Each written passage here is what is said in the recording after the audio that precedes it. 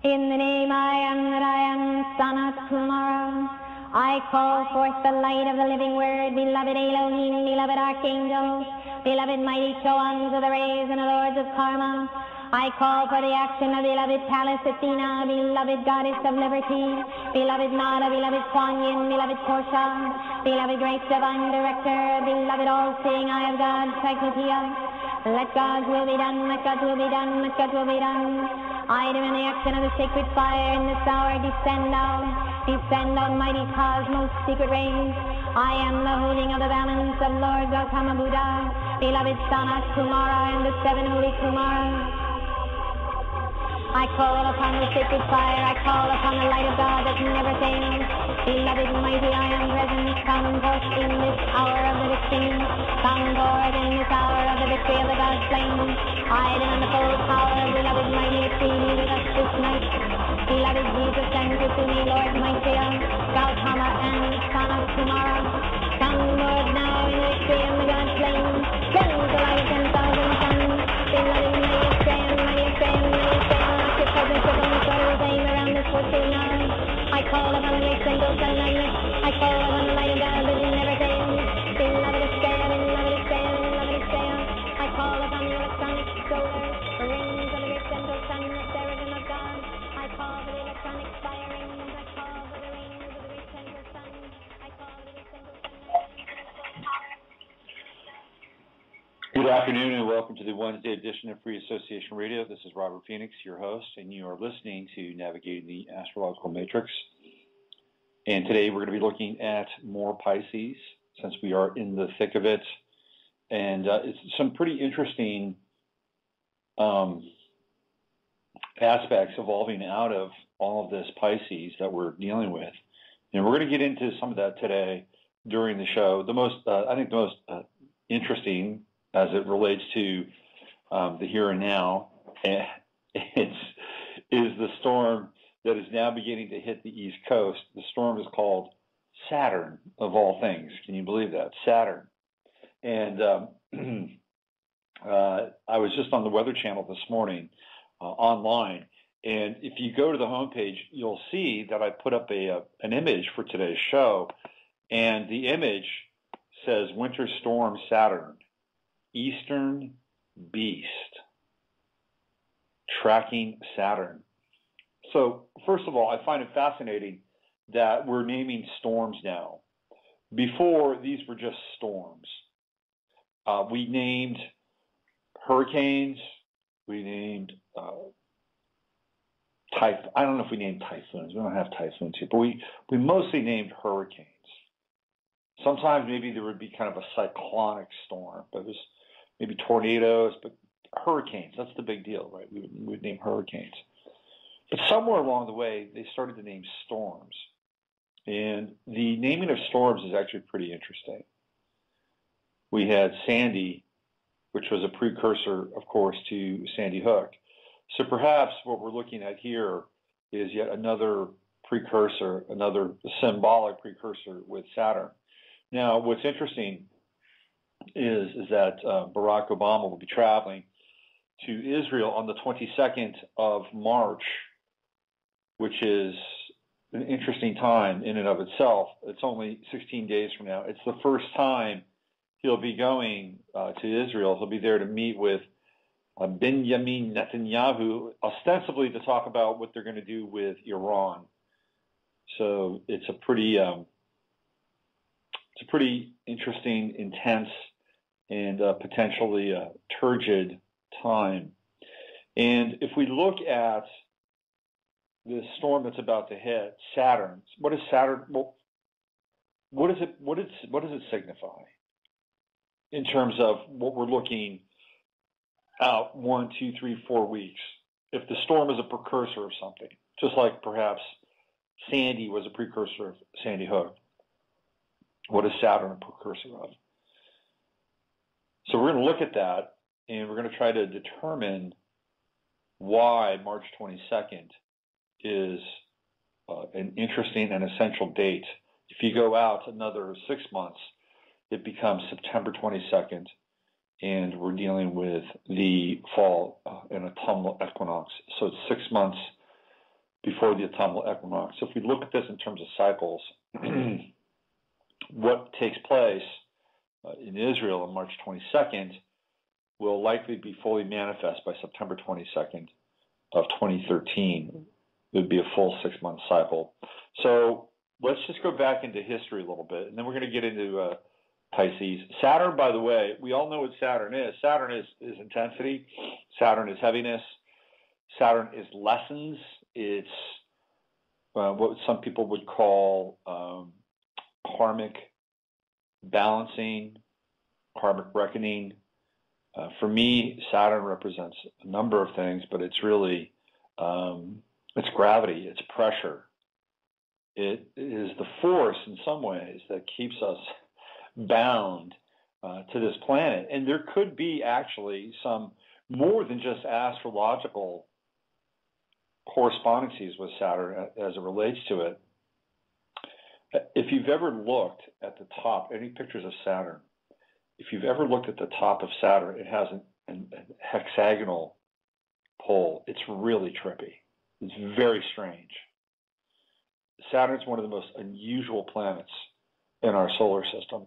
And it has literally close to 100 moons. I mean, they're all over the place. It's an extremely complex entity. And it also emits a sound. Saturn has its own sound. It's almost like a Gothic industrial noise that comes out of it. So we're dealing with something that isn't just a planet in terms of its archetypal or astrophysical correspondence to us. We're actually talking about a planet that is a living entity and is a huge factor of life on this earth.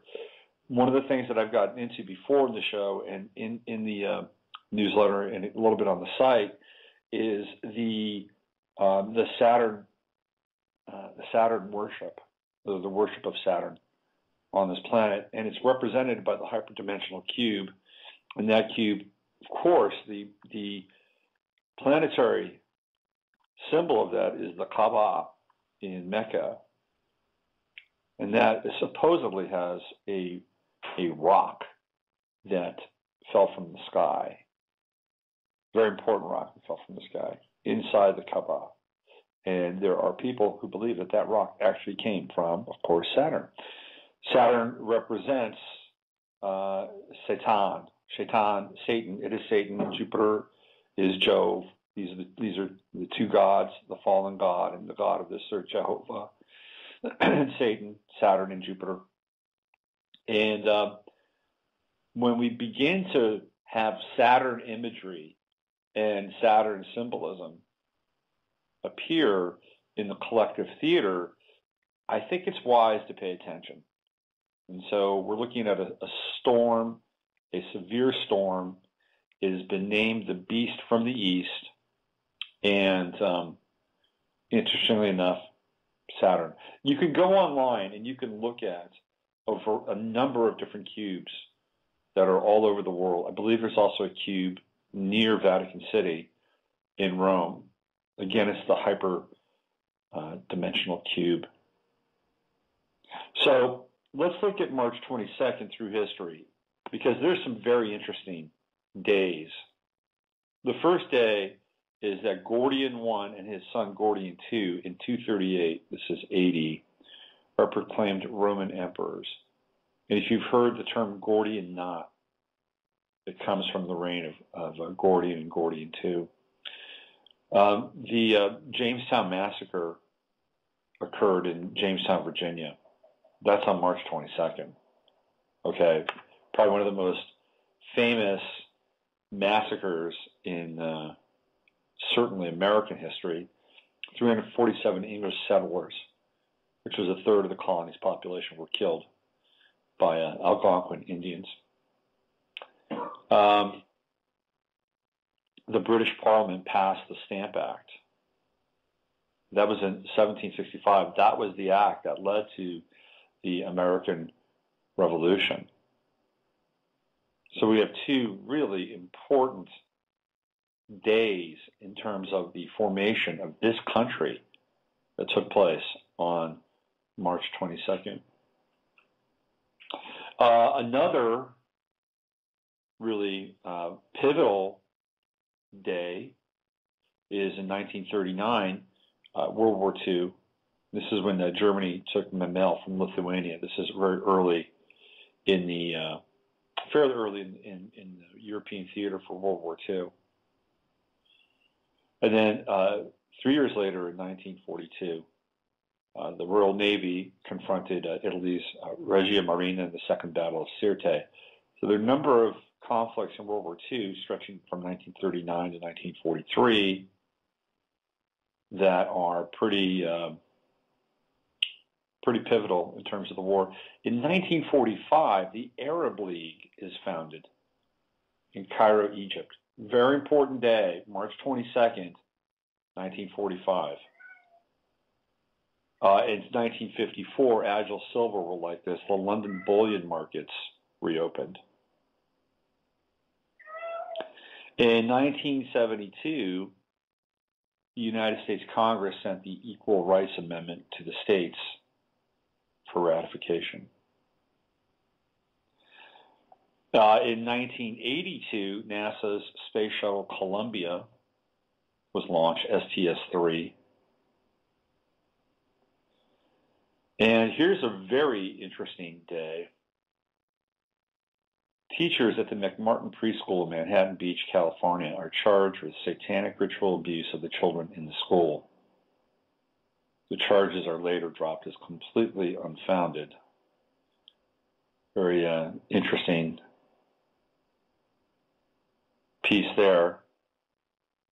I'm not going to get into that, but clearly the McMartins and the staff there were utterly culpable, and there was a fair amount of detail coming from the kids as to what was going on. Let's see, anything else?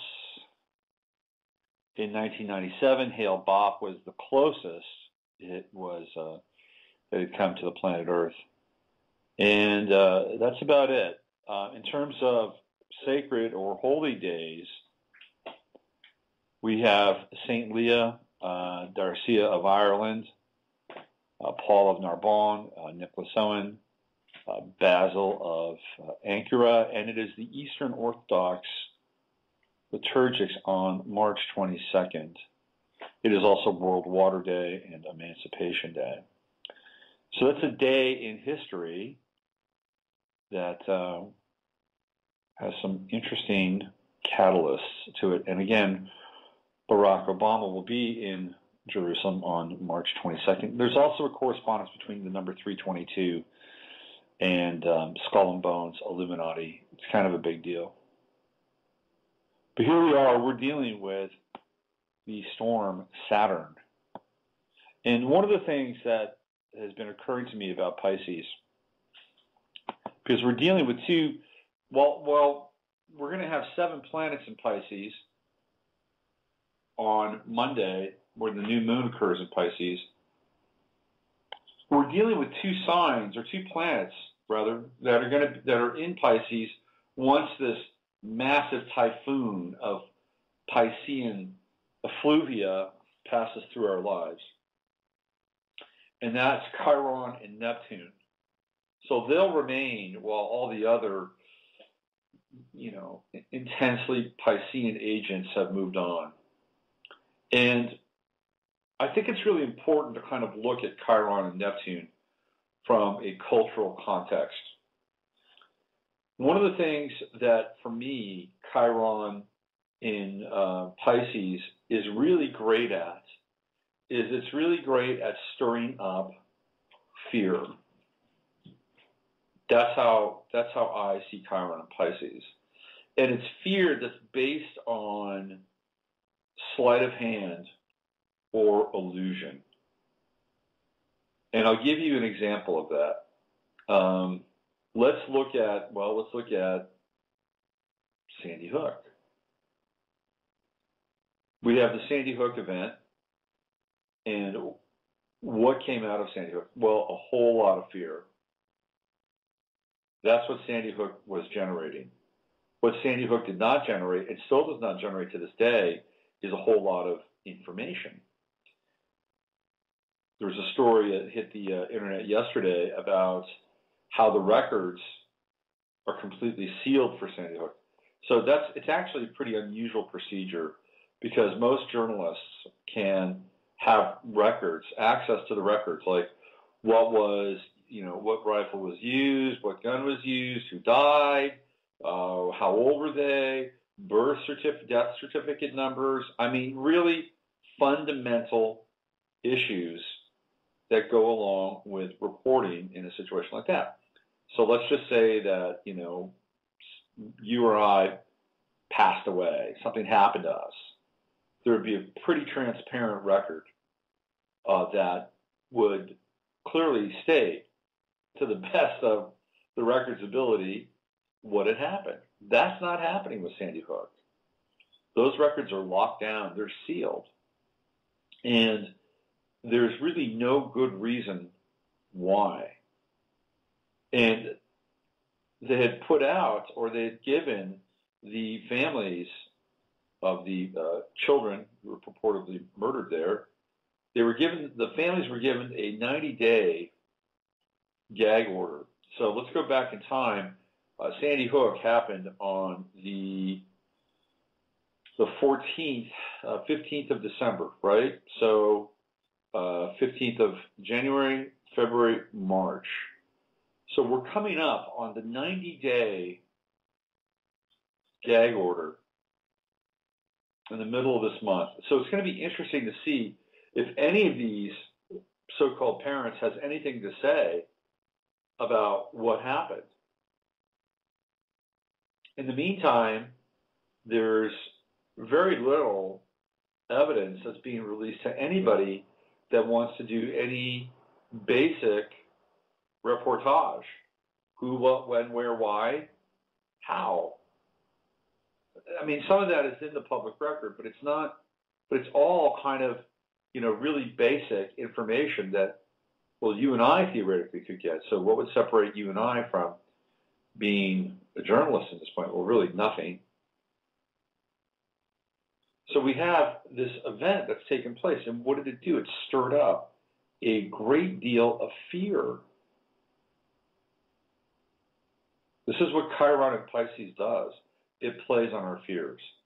And the reason why we have Chiron in our charts and in the sky in general is because we want to be able to uncover our vulnerability. We want to be able to face our fears, which isn't the easiest thing to do, especially because most of our fears are fairly abstract in some ways. All fears are an outgrowth of the fear of death and madness. Those are the two main fears that we all suffer, or we all have an affliction with. You master death and you master madness, and then you're done. There's nothing but love after that. Most people don't understand that, and it's quite challenging because our culture does everything to keep people from experiencing that. Death is a very important part, and I'm not talking about what I would call pseudo-death or fake death or glamorized death, which is a type of death that is marketed in our culture. Like vampirism is a type of death that is glamorized. These are the living dead, right? There's kind of this dark, very seamy underbelly of death that flows through popular music, like death of identity, death of all these different ideals, but also just death in general that is celebrated. It's like a death cult, but it's a death cult without really touching death. It's like a very dark and romantic death wish. So we're surrounded by this. If you've looked at some of the fashions that are popular, one of the most popular symbols or prevalent symbols is the skull. I believe it's Ed Hardy, fashion designer by the name of Ed Hardy, who's taken the skull to stratospheric heights in terms of his own net worth. And so we are surrounded by the skull and bones, which is an interesting symbol as it relates to 322, John Kerry, ex-Skull and Bone member, now Secretary of State. How many of you wanted to wring John Kerry's neck in 2004? How many of you? I wanted to. I wanted to wring his neck. I wanted to punch that guy right in his big nose. You know, it's like, you fucking phony. I'm sorry. You'll get out there, you'll front run, and you know all along that your job is to just cock block anybody else that's going to run for president, and they're going to jam the voting machines, and you get to continue to feast on Teresa Hines' wealth, and maybe you'll get a really nice big 5-bedroom spread beneath the Denver airport, and all you got to do is just lay down, doggy, and roll over. Well, this man is now the Secretary of State, and he is painting a very vivid picture of Syria as being a deadly, deadly foe and a real impediment to peace and democracy in the Middle East. On the other hand, we have Joe Biden, who's beating his drum, telling the world that Barack Obama is not bluffing about Iran. So what we have here is we have kind of a two-pronged attack going on, both in the news and in our consciousness about what could take place or what might take place. Look, there's no mistake that they want to destabilize and kick Assad out of Syria. And they want to do the same thing with Ahmadinejad, and they'll go through World War III in order to do it. This is what's happening. And the reason why is both of those countries do not have any debt, and they do not have a relationship to the World Bank. They do not have a relationship to the Federal Reserve. They have tons of resources, especially Iran, with lots and lots of oil. So they would love to be able to go in there and overthrow Ahmadinejad and get Iran out of the way and destroy the hell out of the country, bring in Halliburton, and bring in Rand, bring in Bechtel, and build the whole thing back up again. Charge taxpayers, obviously, for all of it. Because where are they going to get the money to build that, to rebuild Iraq? It's like, where did they get the money to rebuild Iran? Which they haven't, which they haven't done completely already anyway. I mean, there still is miles and miles and miles of rubble in Iraq, which was one of the most sophisticated and advanced countries in the Middle East. And they just pilloried Iraq.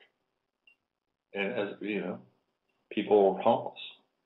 Apartment buildings, houses just leveled. People walking the streets looking for shelter and a new way of life. We're living in very dark times. One of the things that I was thinking about this morning is that this period of human history might call for the most courage and love and faith out of any other time that we've lived on this planet. And people will say, well, we've always lived in turgid times. We've always lived in chaotic times. We've always lived in violent times. And that's true to an extent. But we've never lived in a time where the imminence of threat is omnipresent and from so many different angles. Here in this country, again, we're dealing with perception, reality, fear, and illusion. What did we just go through? We went through something called the sequester. Why did we go through the sequester? We went through the sequester because they were not able to balance a budget for 4 years. And, they can't agree on anything. But what's really interesting is that when it comes to, rubber stamping more surveillance, the ability to kill people on American soil with drones, you name it, boy, bang. Yeah, next one. When it comes to stuff like that, they've got no problem coming together and agreeing. But when it comes to really digging down and dealing with, entitlements and programs and spending, they won't even get together. And that's planned, by the way. That is a planned malfeasance. They're just going to continue to cog the gears on the most important issues that need to be solved. Now, we have the midterm elections coming up in 2 years, and this is a very important midterm elections. So it'll take place in 2015. And this is what happened in 2008 with the election of Barack Obama is that there were a lot of people who were just simply thrilled and overjoyed that the king was dead, king being George Bush. He was gone. And that there was somebody who, at the very least, approached their own humanity. Yeah, Barack Obama, can relate to this guy. He plays basketball. He drinks beer. He's kind of cool. He talks well. He cares about women. He cares about sick people. He's got Obamacare waiting in the wings. He's a constitutional lawyer. I mean, they brought all of this wonderful kind of, illusion.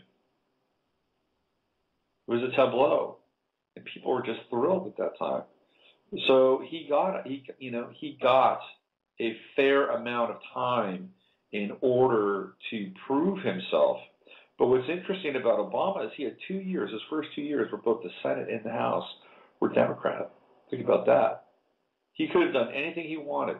If the values of the Democratic Party were to bring the troops home immediately from any foreign conflict, if the parties of the Democratic value were to end torture and to shut down Guantanamo, if the values of the Democratic Party were to restore rights that had been taken from the American people via the Patriot Act, Barack Obama had the power to veto the Patriot Act, to not sign it when it came up again for renewal. It became Patriot Act 2. All of these things could have occurred. And they could have occurred quickly and easily. They could have all gotten together in a big scrum and said, we're going to do this, okay? We're going to undo the damage that was left to us by the Bush administration. And what did they do? Not only did they not undo the damage, they continued to ratchet all those things up and take them to the next level. And as a result, Barack Obama has become what's called an imperial president. There's an imperial presidency happening.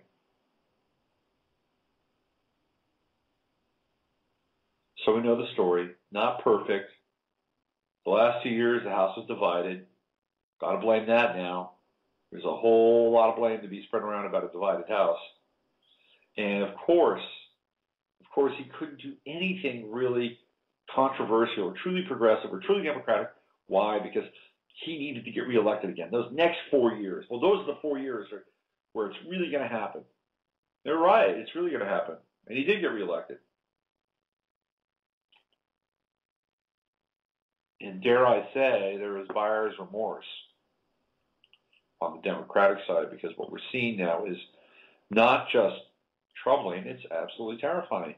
Eric Holder came out yesterday and said that they are going to, that it's okay to kill Americans on American soil. There you go. Yeah, we can do it. We can use drones to do it. We don't have to use drones. We can use other things. Yeah, we can take people out. And the reason why that they think they can do this is because it's the Patriot Act. And of course, the NDAA, these bills that were signed and passed into effect. Now, people are starting to wake up. And it doesn't matter what political stripe you are, people are starting to wake up. They're going, wow, this is not the country I grew up in. These are, look, I am okay with, gay marriage, and I'm okay with abortion, but I'm not okay with people just being unilaterally killed, unless, of course, they happen to be Republicans or conservatives with guns that believe in God, in which case, go ahead and waste them. Just smoke them. We won't need that. That's a whole other subtext that's going on here in our time. But what's happening is that people are waking up. People of real conscience are waking up.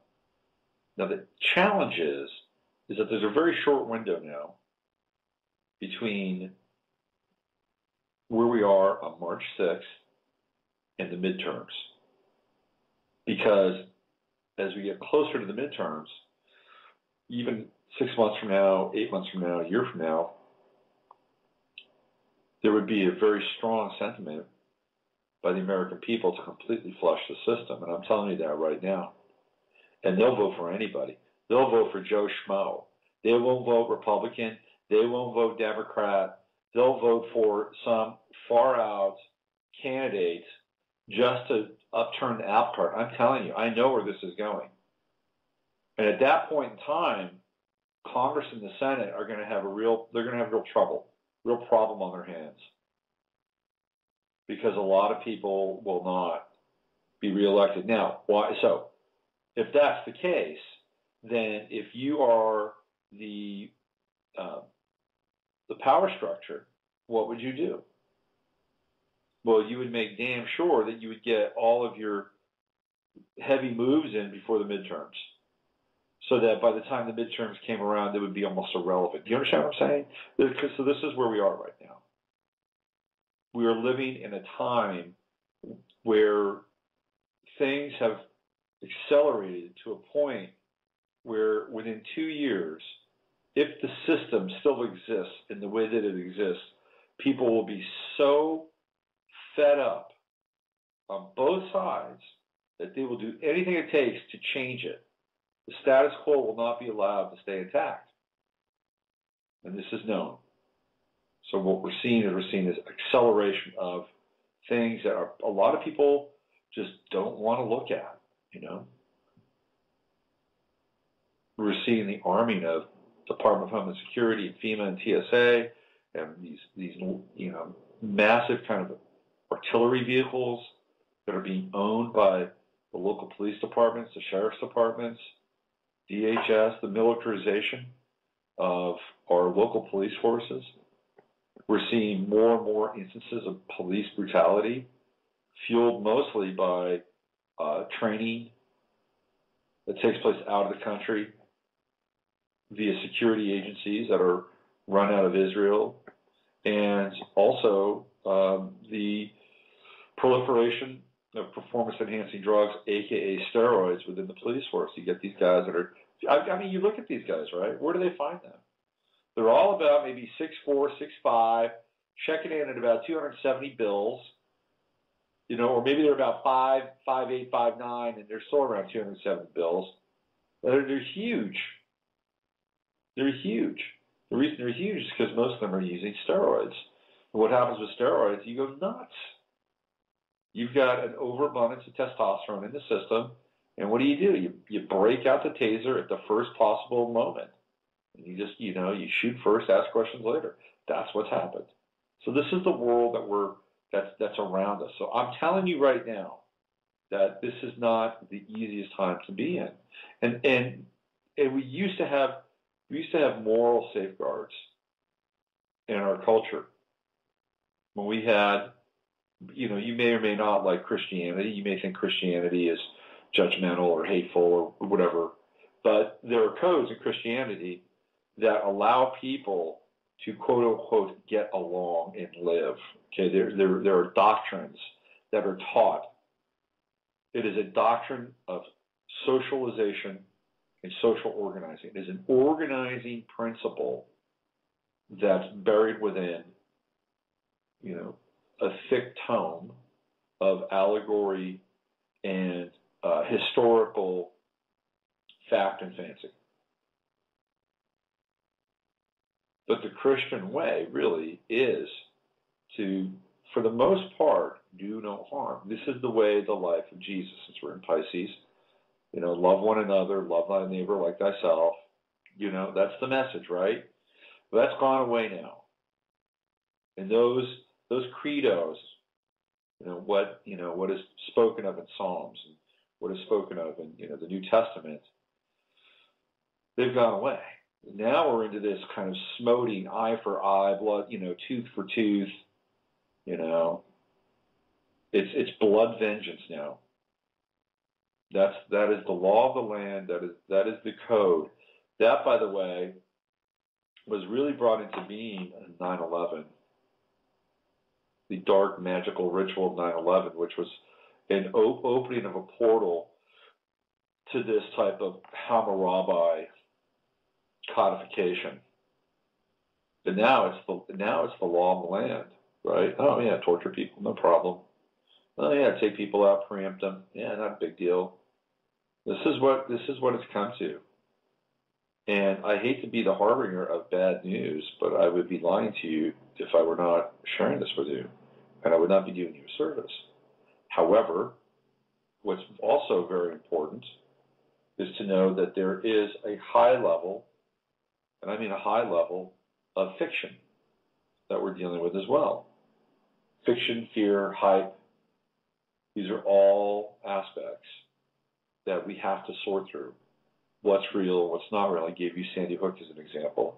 Another example would be something like the sequester.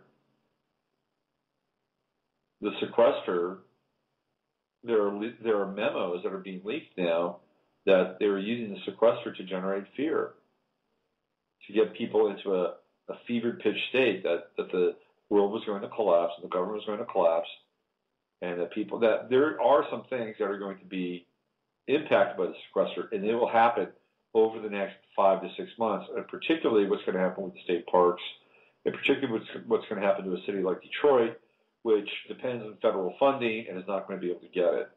But what we're seeing here is a series of crises that are being generated, crises after crises after crises. And this is what Neptune, this is what Chiron and Pisces is. Crises, Pisces, right? This is what Chiron and Pisces is.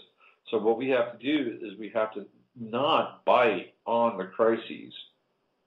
We can look at it, we can deal with the information, the data that we have at hand, but nothing is as it seems in our time. Nothing is. This is the message of Chiron and Pisces. And over the course of the next 5 days, when everything sort of peaks on Monday with the new moon in Pisces, we were going to see, and this is my opinion, some tremendous illusions. Absolutely tremendous illusions. And we're also going to have the opportunity to choose between what we would perceive to be real in the world and what we would perceive to be real in the spiritual world. So I feel, this is my perception, that we are coming up to a dividing line here in the next 5 to 7 days. And you're going to be able to make a choice. What world are you going to be a part of? Are you going to be a part of the world of fear? Are you going to be a part of the world that's going to be moved around by every single event? Or are you going to be part of a world that is moving away from that kind of manipulation? And I think all of us are going to have to make that type of a choice. And it doesn't have to be a painful choice either. I mean, this is one of the misnomers that I think that we have here. And this is kind of the programming of the crucifixion and the cross, which is coming up again, right, with Easter very, very shortly here. That choosing the type of world that we want to inhabit and co-create with can be a joyous experience. You know? I mean, why should we be bound and locked down by the tenor of our times? Now, I'm not talking about the dodo bird effect, where you stick your head in the sand, also known as the New Age principle. New Age principle stands for nap, by the way. It's taking a nap, where you just completely and utterly dismiss anything outside of your own small, vacuous little reality. But there is something to that. There's kind of a more multidimensional, and I would call it, for lack of a better term, enlightened perspective around this, which would be being consciously aware of what's going on and then choosing something quite different.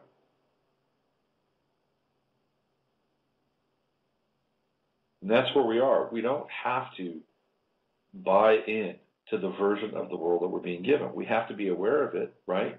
Because, Jesus said that we have to learn to live in this world but not be of it.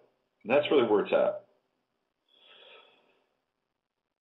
And that's where we are with Chiron and Neptune coming behind Chiron. I've talked about this before in the show, in case you've missed it, that Neptune, once we understand our fear, or once we understand the fear, not our fear, but the fear, we disentangle it from our fear, then we get to have the Neptune and Pisces experience, which is much more connected to something greater than who we are as an individual and separated entity.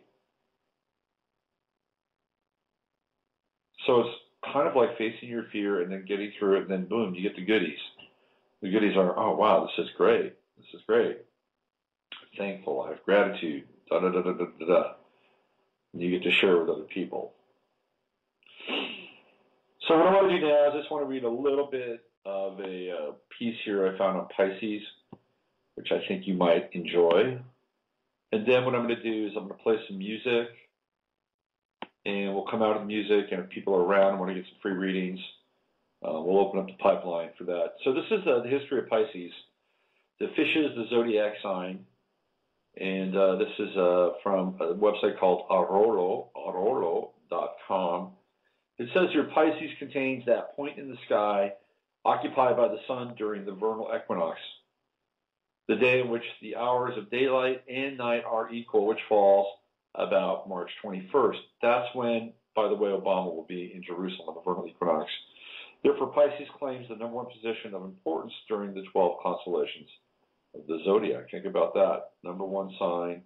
Why? Because it is the sign that really kickstarts the year with the vernal equinox and the return of the sun. According to Greek myth, there was a monstrous god named Typhon who was determined to overthrow Zeus and his entire group of gods. So terrifying and powerful was the evil god that he caused the immortal followers of Zeus to flee into Egypt in exile. Wow. That's a lot of power. Zeus alone remained behind to do battle and eventually conquer Typhon. We are told that one day Aphrodite and her son Eros were walking along a riverbank when they sensed the presence of the monstrous god Typhon, which is where we get typhoon, obviously. Quickly, they plunged into the river where they took the form of fishes and escaped. To this day, we see them as the northern fish and the western fish of Pisces. So that's Aphrodite and Eros you're seeing up there. Pisces was known by the Babylonians as Nunu, by the Persians as Mahik, and the Turks as Balik, all meaning fish. The Arabs also knew Pisces as Al-Samakatan, or the two fishes. The Syrians regarded fish as holy animals and so refused to eat them. The Chinese called Pisces at various times the Dark Warrior, the Northern Emperor, and the Pig. However, after missionaries were established in that country, the constellation became properly known as the Two Fishes. A German story illustrates the wealth-giving power of fishes and points out a moral for greedy humans. This story describes how Antate and his wife lived in very poor circumstances in a cabin by the sea. Their only possessions were a crude cabin and a tub. They had filled the tub with down and feathers from swans and geese so that they might at least have a place to sit and rest. One day, Antate caught a fish, which pulled and tugged so vehemently at the net that he decided to let the fish go back to the sea again. To the amazement of Antate, the fish started to speak to him. The fish told Antate that he was an enchanted prince. And in return for his release, Antate could ask for anything he desired. However, Antate was a simple soul and felt so honored at having rescued a person of such nobility, he would not accept anything. However, when his wife heard the story, she became extremely angry with him for letting such an opportunity pass. Well, isn't that the moral of the moral dilemma of the ages? She nagged Antate until he went back to the shore, where he called for the fish, which instantly came swimming towards him. Rather embarrassed, Antate told the fish of his wife's wish for a house with furniture in it, The fish told him to leave everything to him, there's faith, and to return to his cabin. And Tete did so, where instead of his cabin, he found a splendid house. If Antete's wife had not been so greedy, all might have ended well, but after a while, she wanted more. She wished to be a queen and have a palace. Her wish was granted. Still not satisfied, she demanded to become a goddess. And that was the end of it all. The fish was furious at the insatiable desires of this woman. With one flip of his mighty tail, he made everything Antete had been given disappear. And in its place there stood the tub with feathers in a little cabin by the sea. A warning for those who have plenty, not to dare the gods, to be too greedy. So there you go. There's a little Piscean anecdotal share with you. I'm going to play some music, and when I come back, I'm going to open the phone lines and get into some readings. So what do I want to play today? How about, I did Great Big Water last week. How about, I need some more music out here, don't I? How about a little Kyrie? Let's do this. 2 minutes and 45 seconds of sacred Gregorian chant. Since we're all up in Pisces here, I'll be back in just a little bit. You're listening to Navigating the Astrological Matrix. I'm Robert Phoenix.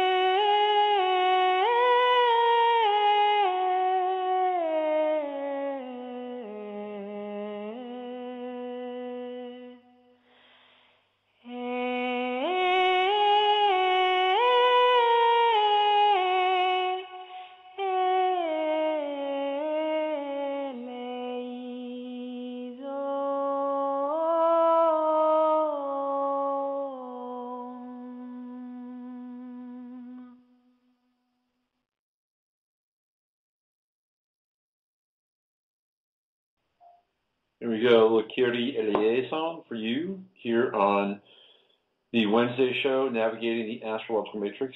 I'm Robert Phoenix. So why don't we do this? I'll do some readings. If you are so inclined to call in, 347-308-8995, 347-308-8995, and I'd be happy to open up the book and see where we can go with what's happening in your life. While the music was playing, I was online, and I actually saw some Pisces that I thought were pretty interesting. If you look at, by the way, what's happening in the music industry and how young stars in the music industry are being used to quote-unquote promote agendas, this has been going on for quite a while. It's nothing new. It's just that it's become a little more, how shall we say, pointed. There are a number of young singers and entertainers who really fall into this bucket that are Pisces. If you look at March 1st, Justin Bieber is a Pisces. And he's got some interesting stuff going on with his tattoos. By the way, if you want to look at, hidden in plain sight stuff, just look at tattoos. There's a guy who has been looking at David Beckham's tattoos for the last few years and essentially kind of revealing the secret script as to what's going on through David Beckham's tattoos. I would submit that he's not the only one, or he's not the only celebrity.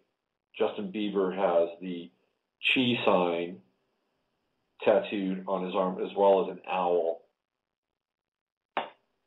So he's born March 1st. Rihanna, another tattoo billboardist, she's February 20th, very early Pisces. And if you haven't seen it, I highly recommend. It's a little, the viewing is a little challenging because it's so long and so detail oriented, but he does such a great job. I would recommend the Lennon Honor film, the video breakdown of Umbrella by Rihanna. It's pretty tremendous.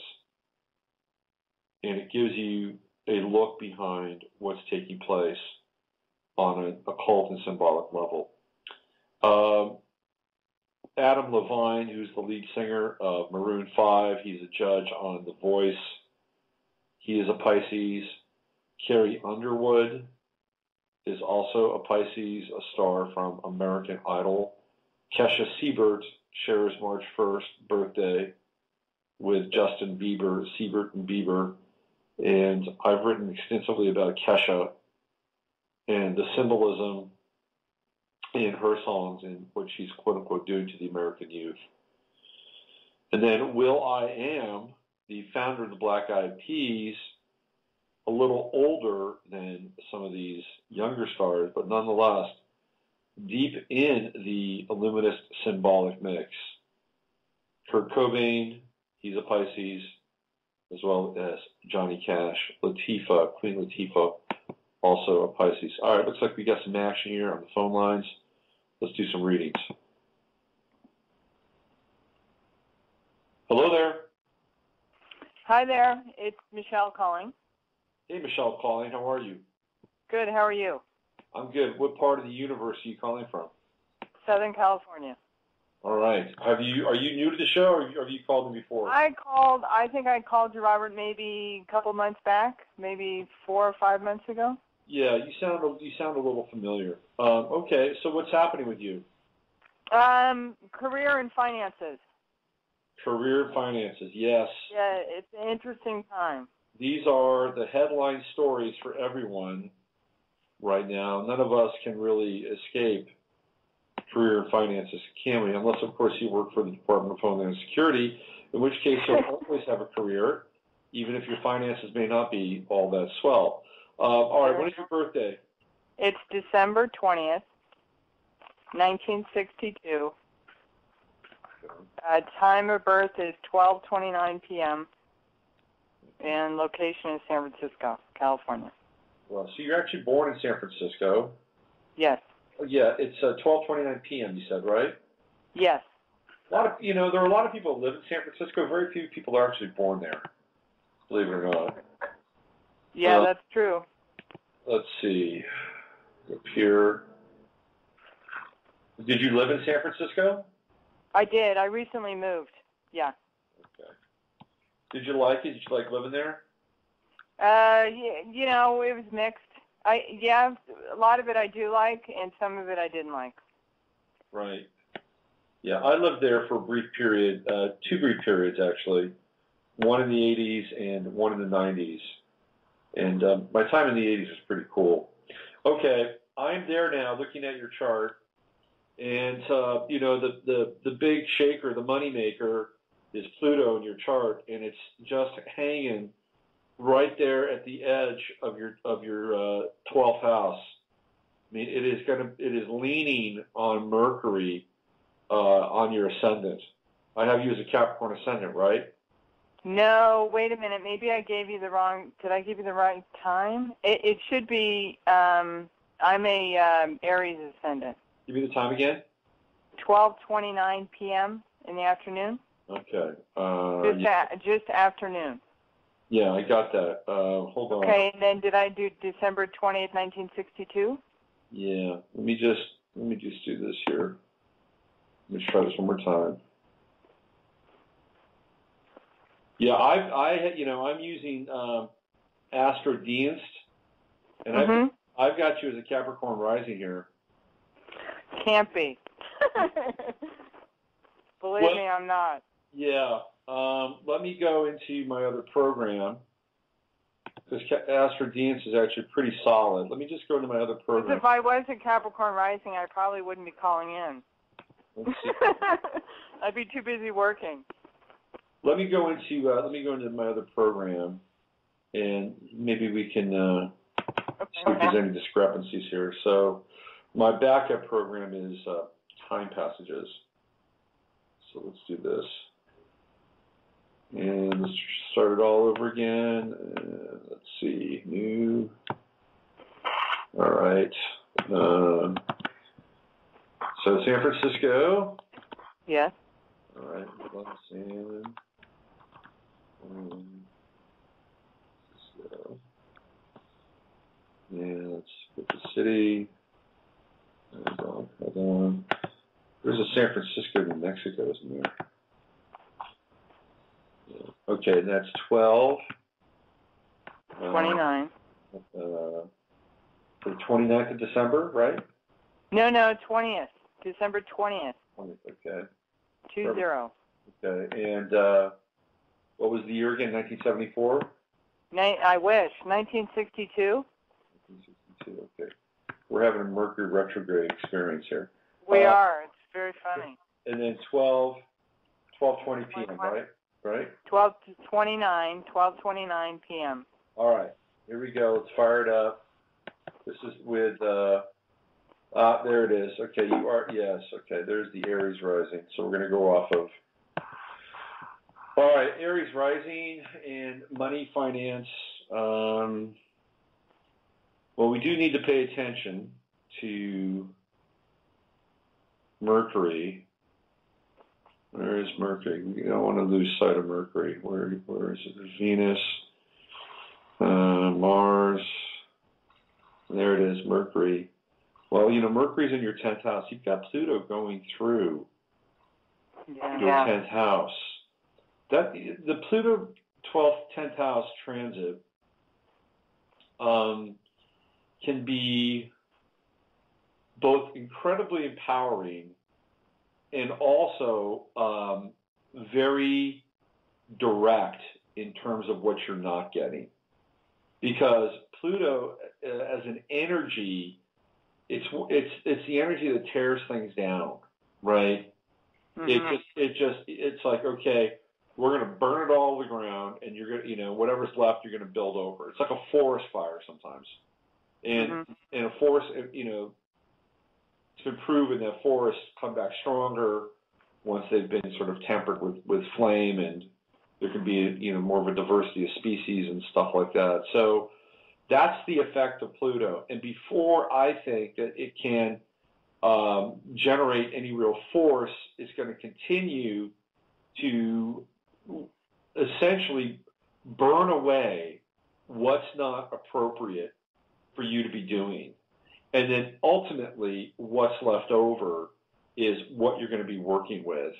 Now, right now, it's getting ready to get, it's 2 degrees off of your Mercury. It's actually almost right there at 11 degrees. We're at the 10, 11 degree sort of interface. In May, it'll be right at 11 degrees. It'll be part of the the big square we've got coming up with Uranus. It'll be 1 degree off your Mercury. The thing I like about Pluto currently in your chart is that it is in a really good trine with Uranus down in your 6th house, and also it's moved past. It's moved past Uranus. It's actually, you're into the Pluto trine. Mm-hmm. So it's just moved past trine Uranus, but if you're in the Pluto trine, the Pluto trine is one of the most important trines in a person's life, and it happens right around the age of 50, 51, 52, depending upon where Pluto is in your chart, where Pluto is in the sky. And I described this on the show before, that when you get around 51, 52, you're beginning to slow down.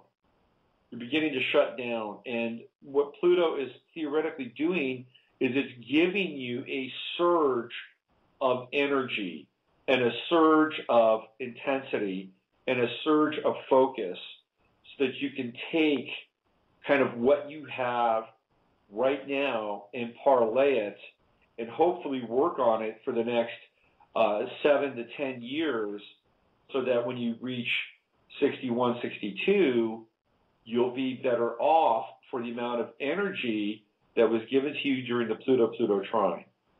So this is actually boding quite well for you. And it really becomes on the money in 2014 when Pluto goes direct onto your Mercury and is in direct trine with your Pluto in the 6th house. So one of the things that you have to do, and I say you specifically, is you have to work for yourself in some way. And I know it's a pain in the ass, because working for yourself is not it's not easy. It was never easy, and it's not easy in our current situation, our current economy. But based on your chart, I can't see any way out of this for you, because you have such a strong, kind of personal focus with the 6th house. Uranus in the 6th house does not bode well for people that work for other people. You have to be independently employed. You would have too much of an independent spirit, too much of a uncompromising attitude at times. You've also got your Mars right there at the beginning in Leo in the 6th house. So you don't really like taking orders from people. You would have a difficult time dealing with bosses. So you've got to be that as well. So I know this is, I'm not giving you any instant, karma that you can stir in your coffee, but I think you've got to somehow figure out that this is it. This is who you are. This is what you've got. These are your tools, and how are you going to use them? Because I don't think what I'm seeing here, okay, is I don't think anybody's going to come to your rescue. With this Pluto up in your 10th house, it's going to be like, and again, it's so close to your Mercury right now that you should really feel it. And when Pluto gets really close to Mercury, and in two very powerful signs, Mercury in Capricorn is incredibly ambitious. It can be, once it sets a goal, then it will go after that goal. Pluto, in this case, should be lighting a fire under Mercury's ass. Now, it's all about how bad do you want it. This is what it all boils down to, because I feel like if you decided to say, I'm going to do, let's just say, I'm going to open up my own kind of herbal and supplement store on the internet, and I'm going to be kind of involved in direct distribution and third-party kind of affiliate marketing, that this is what I'm going to do. Because why? Because I've got all these planets in my 6th house. I know I like health. I want to help people. I want to get people, healthy as quickly as possible. I've got alternative ideas around health, and there are business models out there that I can plug into where I can be my own boss. And then you would take Pluto and you say, that's it. I'm going to live it, breathe it, sleep it. until I am a success. That's how I see this energy getting played out. Because what I know about Pluto is once you apply it to the right aspect or to the right aspiration, you can move mountains. And I think for you, it's that locking in to that Mercury and Capricorn with Pluto right behind it, pushing it like, this is what I'm going to do. And then you're relentless. And you don't let up until you start to chip away.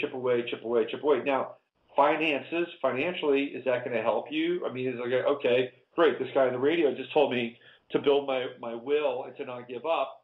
But in the meantime, I'm scrambling to make my rent and, things like that. Well, when we look at finances, I see two indicators for your chart that might bode a little bit better than you may think. You've got Jupiter right now going through your second house, okay? And it's at 8 degrees, so your second house is pretty well demarcated. It ends at 27 Gemini, so you've almost got a full house of Gemini in the second house. So with Jupiter there, I think that you have the potential, especially when it gets closer to like 23, 24 degrees, and it begins to trine your natal Mars in Leo, that you could have a small windfall with Jupiter going through your second house. What you want to do is you want to look around and see what you can sell with Jupiter in Gemini in the second house. Craigslist can be your friend. What else? eBay can be your friend. Finding ways that you can turn things around, turn things over. That way you're stimulating. Part of what we want to do is we can't always sit back and just wait for the stars to, transform our lives. Although that can happen, but sometimes we want to be able to stimulate the energy. So if we're talking about Gemini, we're talking about being clever. We're talking about using our mind, and you want to prime the pump a little bit. You want to say, oh yeah, this was fun. This is like a game now. Now you're engaged in kind of a game. Geminis love games. You're now in a game to make money. What else can you do? And all of a sudden, you do it enough, and this is over the course of a couple of weeks, something cracks. You find something opens, there's like an aha moment, you're like, aha, this is interesting. I've just uncovered something. Why? Because I let my intellect and my imagination and my game playing ability kind of come out. And I figured a few things out. And now you've stumbled onto something. And next thing you know, you got yourself a little windfall. This is kind of how we can move our charts along. We want to be able to. It's kind of like God helps those who help themselves. We'd all like to just sit back and just say, when is this thing going to happen for me? When am I going to get a break? When am I going to have something magical come to my life and change everything? The fact of the matter is we need to be able to participate, and we need to be able to help.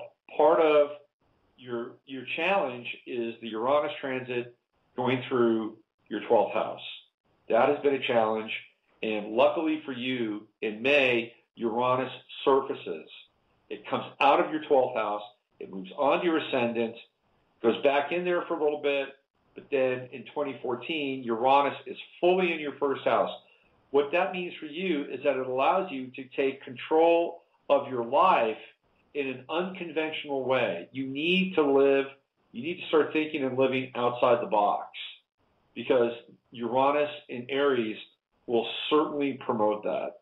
You want to be able to partner up and work with people in unconventional ways. An entrepreneurial spirit is definitely a part of the Uranus transit coming over the ascendant and into the first house. But with Uranus, with Aries on your ascendant, you need to be a leader. You need to be the person that is driving the idea. I'll give you an example. I just had a really good conversation with a friend of mine yesterday, and her son is an Aries, and he's a really bright Aries. Well, guess what he's doing? He's building a business, an online business that's based on bartering. It's actually a really cool idea, right? So, he's got this Uranus and Aries thing going on because he's an Aries. And he's leading this project because he's building it. He's building the website from scratch. And this is a very similar energy that's going to be available to you. And you get a taste of it in May, because in May, Uranus goes right onto your ascendant. There's an opportunity for you in May, and even though I've said to you, that you've got to help your chart along, there's an opportunity for you in May where, bang, you have a revelation. You have an insight. It's like, finally, you've left the cave. Uranus comes out of your 12th house, and you get something that's dazzling and brilliant. And what you do with it at that point is up to you. Your Mercury's going to be squaring your Uranus, so you're going to have this kind of, a very rational Capricornian Mercury energy try to wrap its head around something really outside the box. But it's okay. It's going to force you to grow a little bit. Your sun is right on the galactic center. It's one of the hardest aspects to have in anybody's chart. I'm telling you that right now. 28 degrees, Sagittarius, right on the galactic center. And a lot of times when people have that aspect, and not many do, they find it very hard to live a normal life, okay? I'm sorry to say that, but that's just the way it is. Find it hard to live a normal life. They find it difficult to live kind of a human day-to-day existence. And it's even kind of more accentuated because of your sun in the 9th house. One of the things that you inherently are is you're an explorer. You are, I think the classic term would be a wanderer in terms of an archetype. And so you've got that in your chart. And, having to cram this earthly stuff, and dealing with work and money and career is really, it's a challenge and a struggle with that sun in Sagittarius up there in the 9th house. But you've got some great allies in your chart. You've got the fantastic trine between Mars and the sun. It gives you a lot of energy and passion. And once you get behind something, really feel it, you can excite people and get people turned on, and they can follow you with an idea or a story or an adventure. The last piece is Saturn. It's just right there at the edge of your 8th house. It's going retrograde. So it's going to drop back down into your 7th.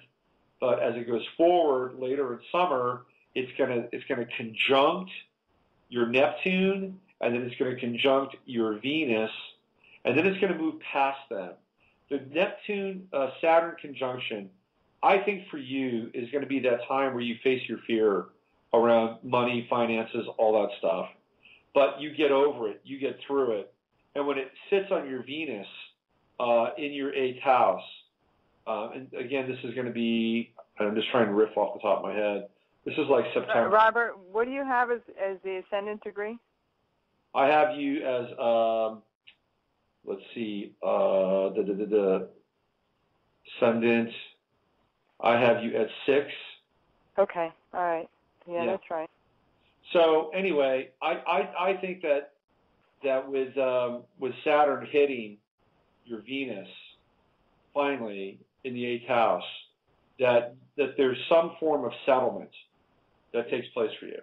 And that could be around a will, it could be around some kind of insurance piece. There's some kind of settlement that takes place. And then once you face your fear and once you hit the point past your Venus in the 8th house, I feel like a lot of your apprehension and anxiety around money will have dissipated. Okay. Okay. Well, the Uranus aspect on the ascendant. Yeah, that's there now. Yeah. So it's sitting there, went back, and then it's out of the 12th, right? Right. It is out of the 12th. That's right. Yeah. I was looking at 11, so it's 6. It's 6 degrees 11 seconds. I was riffing on the 11. Sorry, but yeah, 6 degrees. Yeah. Yeah, no, I got what you said, yeah. It's there now, though. It's your ally. Uranus is your ally. You just got to push. Well, right. So one of the things I did is I wrote a bunch of articles and I put it on a website, and I'm not getting much of a response yet. Okay, what are they about? Oh, it's helping people represent themselves. That's actually a pretty good thing for Uranus and Aries in the first. Where did you put the articles? On my website. Okay. What are you doing to market your website?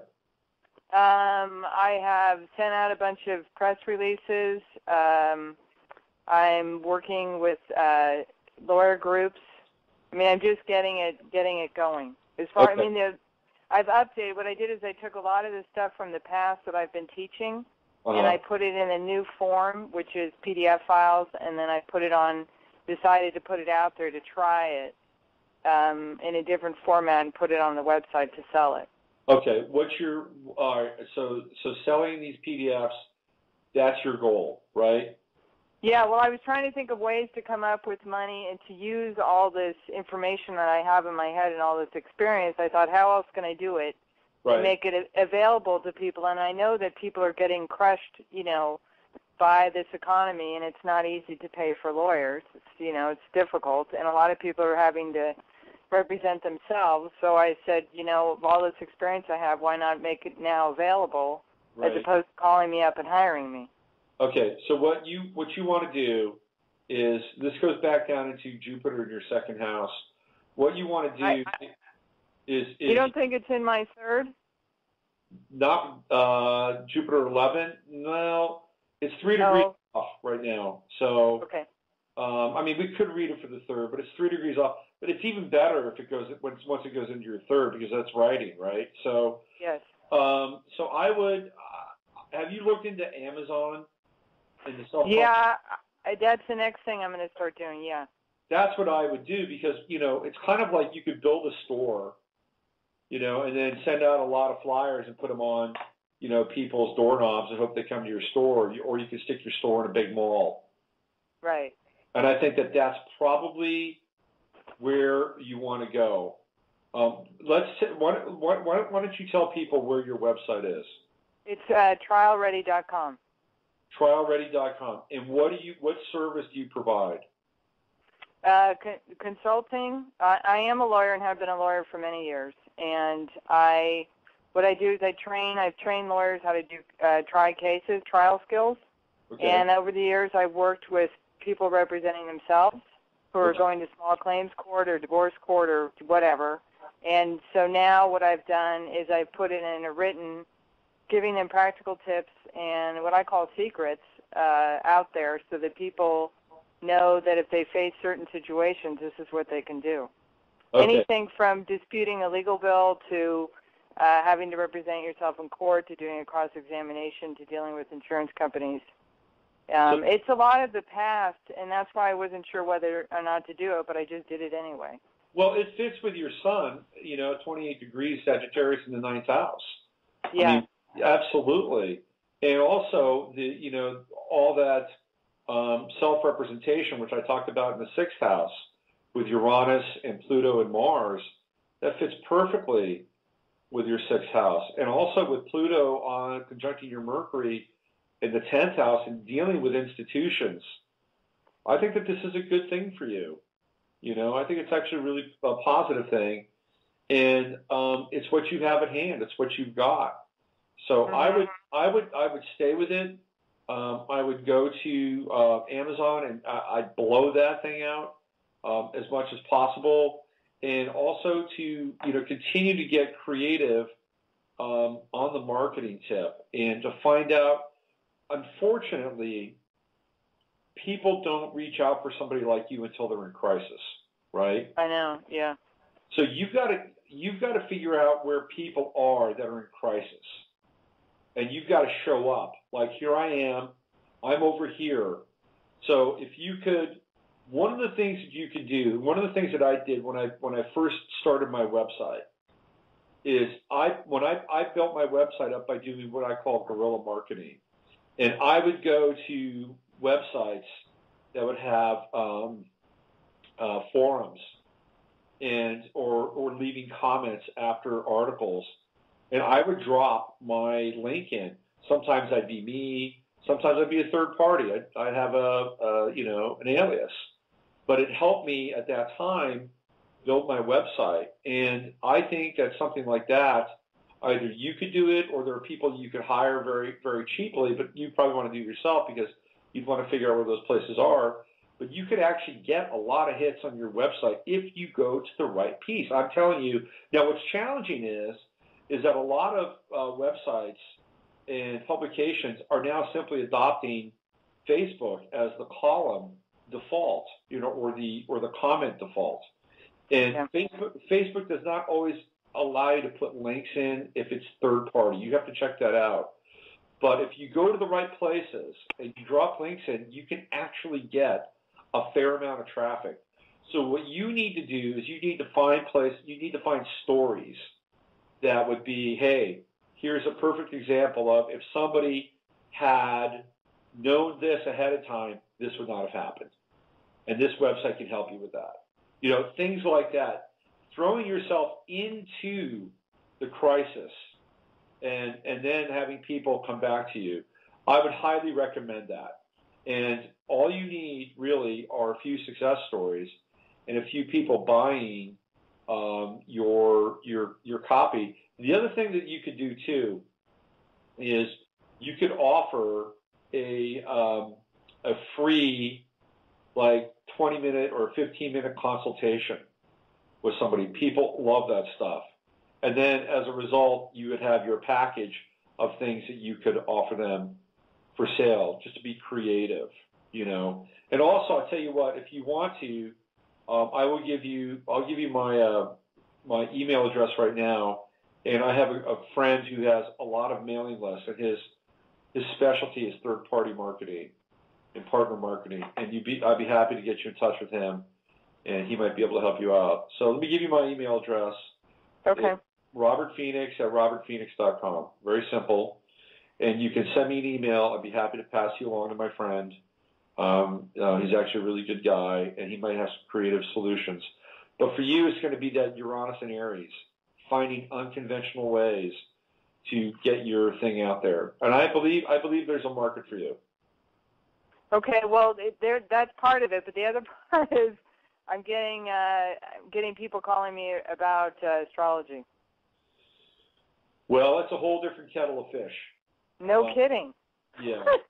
That is a whole different kettle of fish. And so there are different ways in which you can do that. You can. The thing with astrology, and I've talked to people that want to be astrologers on the show, is that you need to find your niche. Yeah. Once you find your niche, then again, you want to go to those places where the people in your niche hang out. And then you want. Well, the fact that I'm a lawyer already makes it kind of different. So if you're doing astrology, what kind of astrology would you want to do? Well, I'm kind of more interested in working with people's health, really, rather than working with helping lawyers figure out when to file a lawsuit. I'm not interested in doing that kind of stuff. So that's your sixth house. Yeah.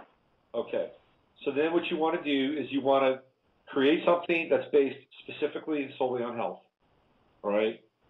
So if you have time and want to do another blog, then it would be health-related astrology. Yeah.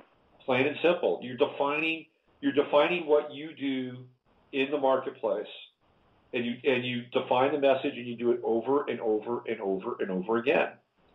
And so people go, oh yeah. She's the one that's got the skinny on how Chiron and Pisces affects your circulatory system. Things like that. So okay. You want to become known as that person. Okay. And then you go find them, and then you just and then you get your blog, and I'll have you back on here, and we'll talk about astrology and health. How's that? Right on. Okay. Okay, great. Thank you so much, Robert. Okay. Well, thank you. Good luck, and talk to you in a couple of months. Okay, I'll send you my email. Okay. Bye. Bye-bye. Okay, so everybody that's been holding, thank you for your patience. These things have kind of an organic life of their own. Let's go to the 5 and dime. Hello there. Hello? Hello? Yeah, hey, thanks for waiting. You're on the air. It's Ethereal Noasis. I'm sorry? It's Ethereal Noasis. Oh, calling. hey. It's my birthday. On. Yeah, hey, what's happening? Can you hear me? Oasis, a.k.a. Endless Star Dreamer. Right. Tanya is my name. Yeah. AKA Tanya. Some people have aliases. You have like 3. 4 aliases. Yeah. Triple aliases. What's going on? Happy birthday to you. Thank you. I just wanted to call and see what you see, you know. See what I see. Okay, well, let's see what I see. Kind of a weird past 7 years and a lot of changes and just kind of wondering where I'm going to now. Okay, you sound a little shaky today. You okay? Yeah.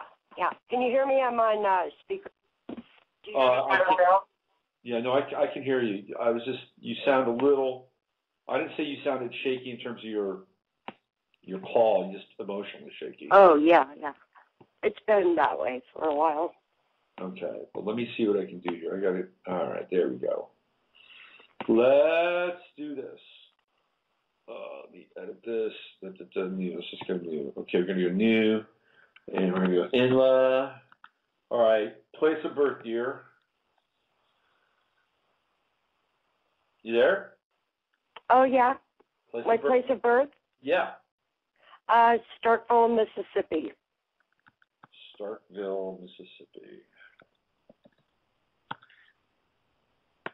All right, let's go there. Look you up. You're born on the 33rd degree latitude. Did you know that? No. What's that mean?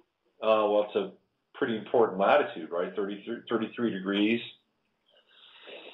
And it's the quote unquote master mason. If you look around the 33rd degree latitude, all this crazy stuff happens. Oh yeah, my life's been crazy. So like Kennedy was assassinated in Dallas, he was just right after the 33rd degree, like close to the 34th degree. 33rd, 34th degree runs through Los Angeles and Hollywood and all that stuff. All right, so 3/6, your birthday, what year? 1961. Okay. A dutiful ox. What time? 6:26 a.m. Okay. All right, so here we go. There is your chart. Okay, I've got you as a Pisces rising, right? Yeah. Okay. So Pisces rising 17 degrees, Sun 15 degrees. So, all that Pisces energy is pretty powerful. And the thing with Pisces is that I think Pisces has the capacity to be the greatest sign in the zodiac. Really? I do. And I'll tell you why. Because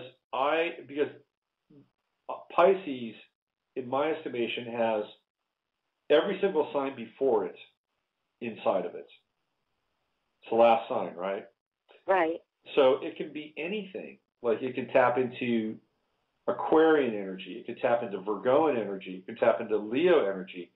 And, my son is a Pisces, and I've seen this with him. I've seen him have all these different kind of modes of expression. It's like, oh, well, where did that come from? Oh, where did that come from? Yeah. And I'm very adaptable. The thing though that challenges Pisces the most, from what I've seen with him and other Pisces people, is the power. It is their gift, and it is their burden. It is the power of their imagination. And Pisces have an incredible propensity to be able to create things and to create situations that can be either very positive or very negative. And the thing with Pisces is that they can actually conjure up situations that can be really almost that take on a life of their own because of the amount of thought and the amount of imagination that they put into their experience. All Pisces, their cross to bear is persecution in life.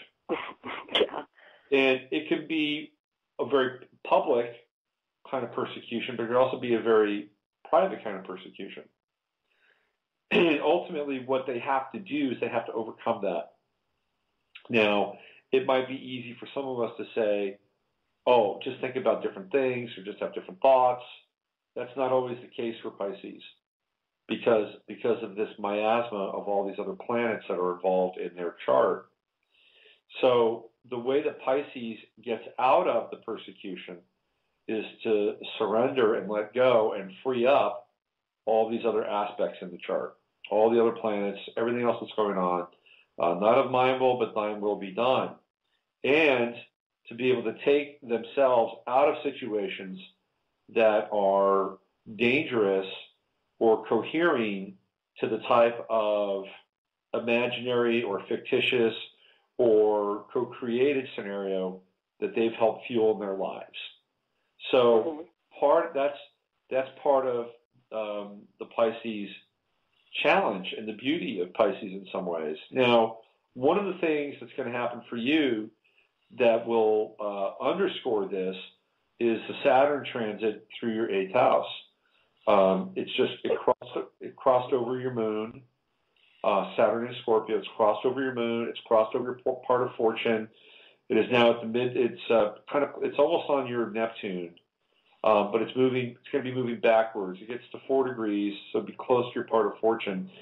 When Saturn goes through the 8th house, what we have to understand is we have to become aware of the impact of our subconscious thoughts on our daily life.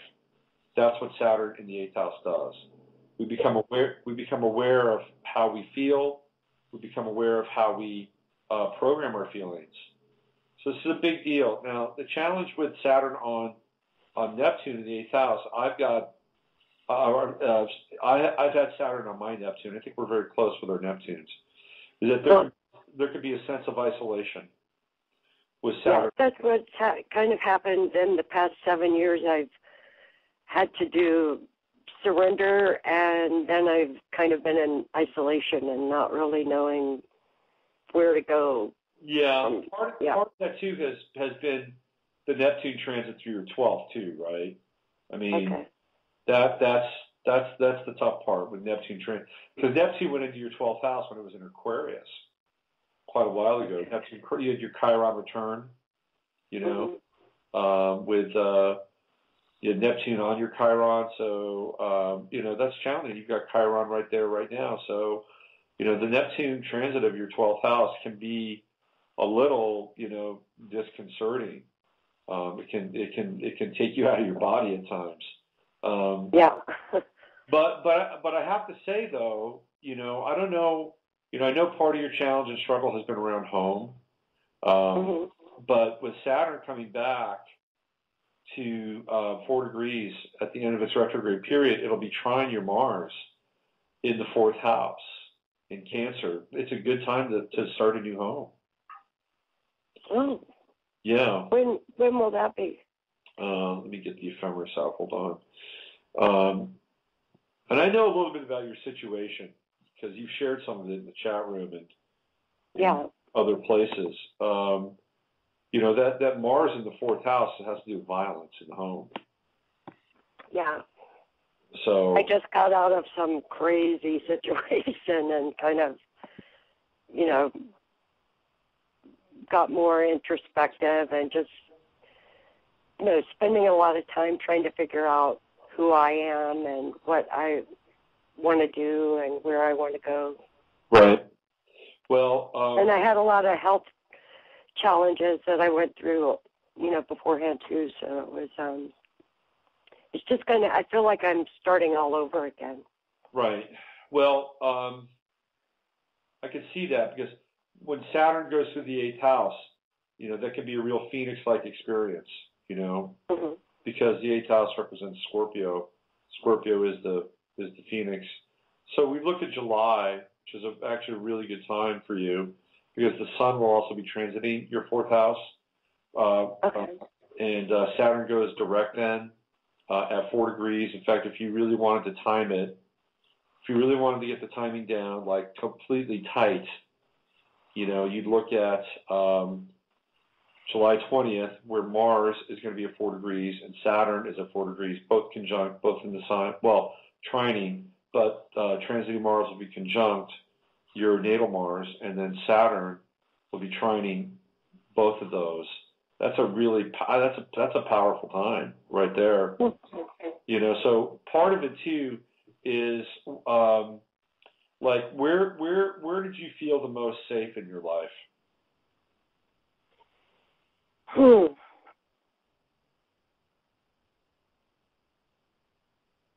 I think I've always been, you know, felt safe.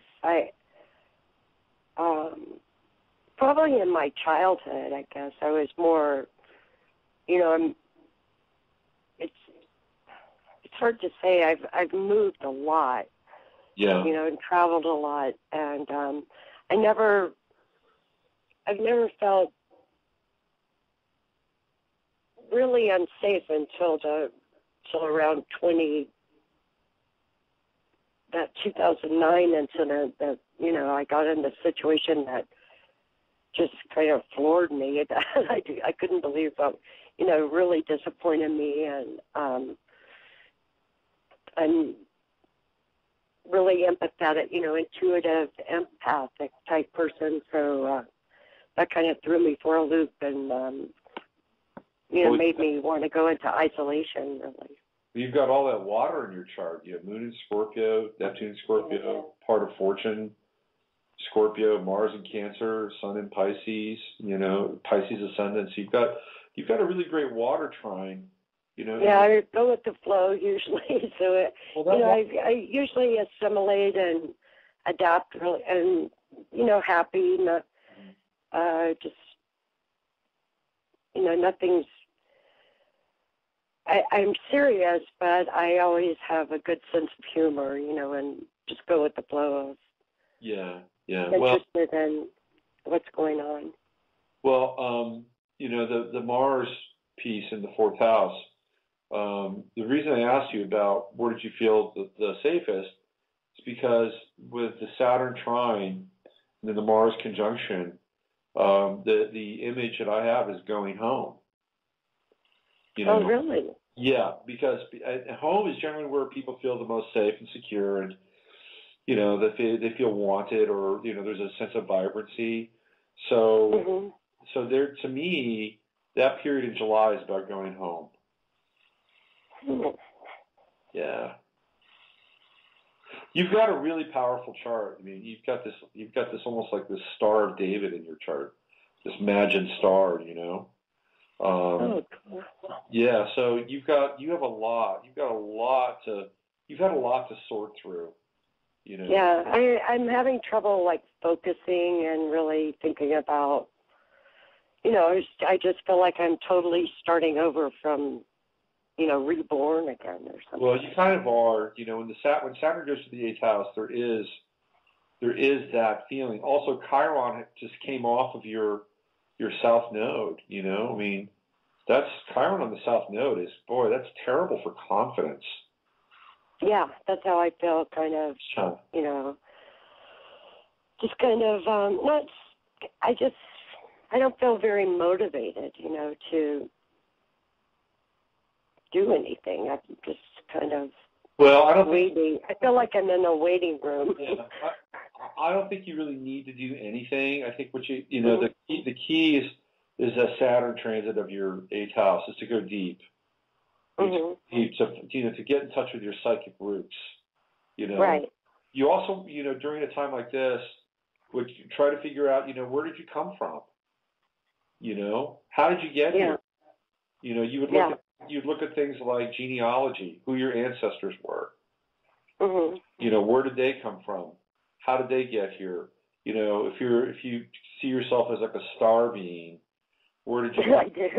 I know you do. I feel like people always call me, you know, like space cadet, or they think I'm funny, or, you know, just because I kind of think out of the box, out of the. Yeah. Well, I think norm. One of the things that would be interesting for you is to spend time with, you know, where do you come from? Where's your home? You know, home is going to be a big deal for you in June, July, so you may as well think about it now. Where's your home? Where's your home? Where do you come from? Where did your ancestors come from? Where was their home? What was the city in their home? What county? What was it like? What did they produce there? Because 8th house is legacy, and when you've got a Saturn 8th house transit, you can really dig down and begin to understand kind of where you came from and how it relates to who you are. So if you don't feel motivated to do anything, at least feel motivated to understand where you come from. Right. I have been doing that. I've been thinking a lot about my ancestors and even, kind of going back down south where I was born, but I'm not sure. They think I'm so funny down there now when I go back, where all my family's basically there. Yeah. Yeah. Well, so maybe you'll go to a family reunion this summer too.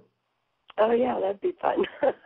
Well, I would encourage you to do that because it feels to me, Tanya, like you need to kind of bring some pieces back together in your life. That some of these pieces have been broken, and you need to bring them back together, and you do that by kind of understanding, where your foundation is. Right. And that's different for different people, but that's part of your journey in the 8th house. Well, good. Okay. Okay. Thank you. Listen, I appreciate you. I appreciate you too. I love your show. I look forward to it every Monday, Wednesday, Friday. So we'll see you out there, and I'll see you around on Facebook. Okay. Okay. Thank you very much. Happy birthday. Thank you. Have a good day. Okay. Bye-bye. Bye. Okay, we've got 17 minutes left. We've got 2 callers on the line. Let's burn through some of these readings. Let's go to the 706. Hello there. Hello. Hi, who's this? This is Tiffany. Hi, Tiffany. Where are you calling from? Augusta, Georgia. Okay, well, have you called in here before, haven't you? No. No, first time? Okay, well, cool. Well, welcome to the show. Thank you. So you're here for a reading, right? Yes, I am. All right, so let's do this. Let's open a new one here. All right, Tiffany. Okay, and where were you born? Augusta, Georgia. Augusta, Georgia. Georgia.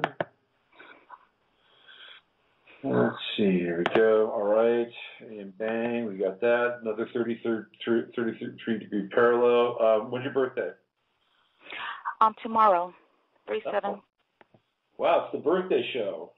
And what year? 76. Okay. We got ourselves a powerful dragon. And then what time? Ooh, I don't know. Okay. Do you have like a idea, daytime, nighttime? I believe it was 2 p.m., if I'm not mistaken. All right, I'm going to channel the spirit of Raku here and do my little rectification trip. Okay, so let's look at your chart. All right, so based on what I have here, I have you as a Cancer rising with Saturn in the first house. And generally speaking, Saturn and Cancer in the first house would indicate some kind of limitation around the home.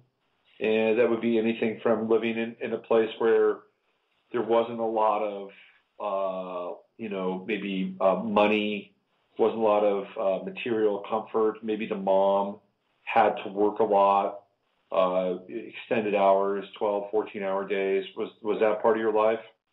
Yes. Okay.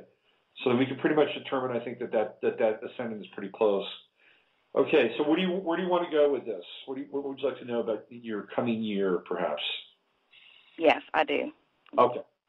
All right. So let's see. I would say that the big news. There we go. 22 on there. 22.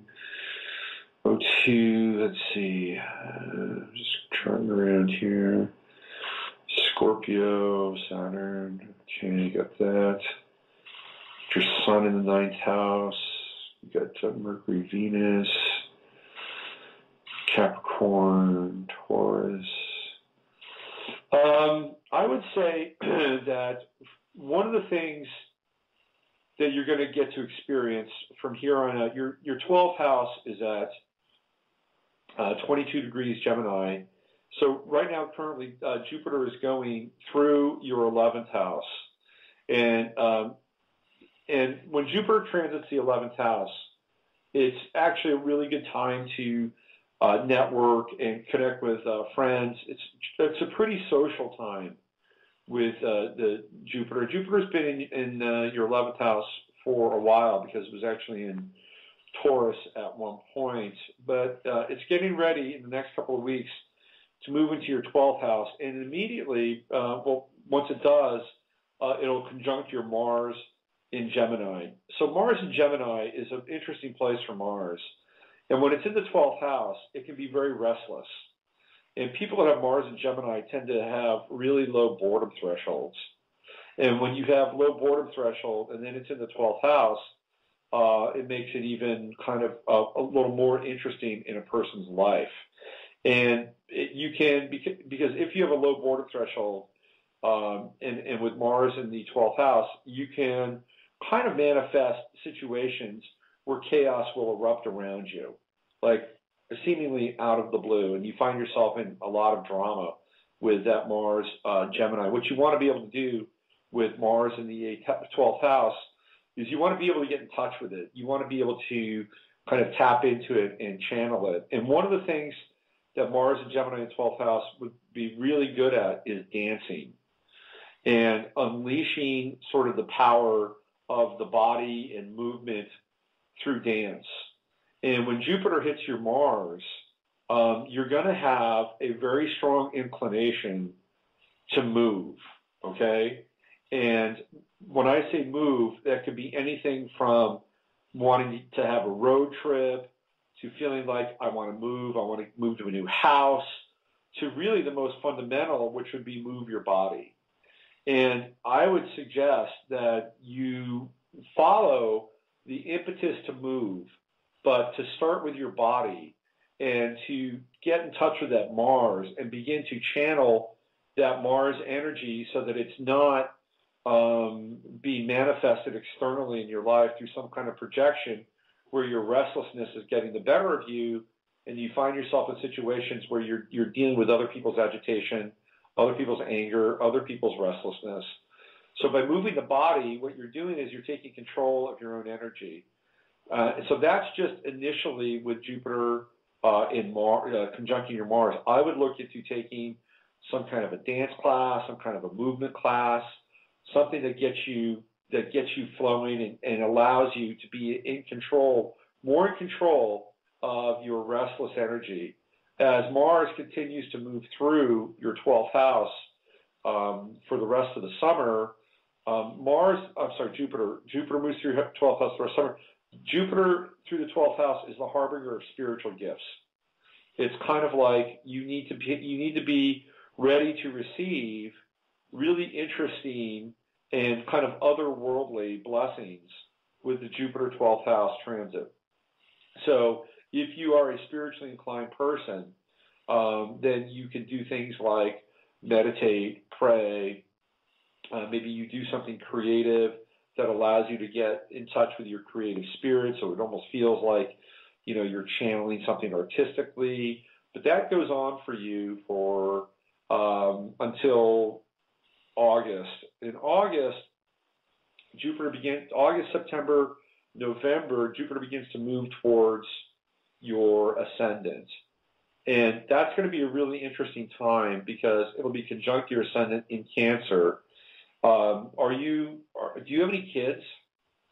No. Okay. One of the things that the Jupiter ascendant Cancer conjunction will bring to you in your life will be kind of this feeling that you may want to explore the idea of having a child, okay? Because it will bring the kind of the feminine energy much more closer to the surface than it's been for Jupiter expands.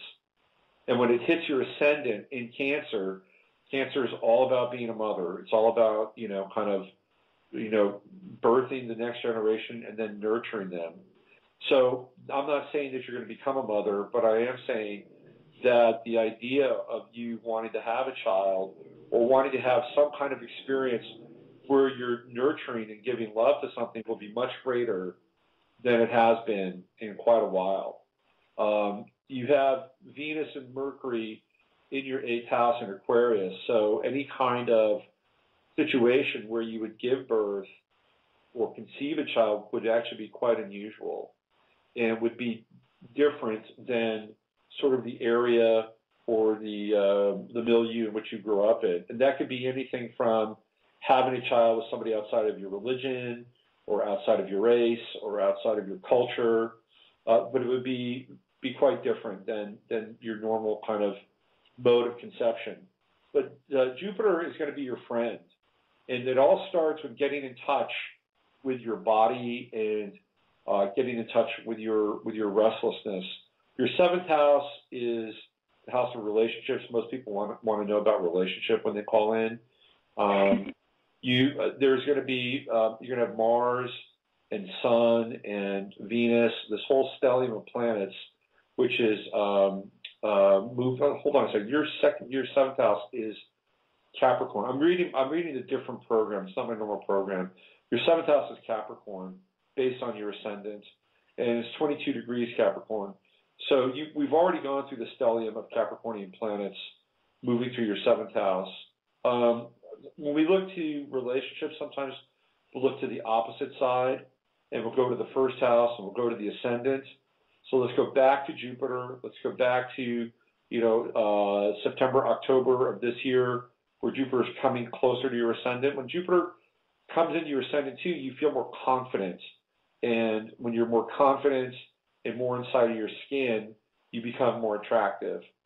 So, we're looking at, for you, July, August, September, October, those 4 months are when you would have probably the best potential to have somebody become interested in who you are, not vice versa. It wouldn't be like you would be interested in somebody else.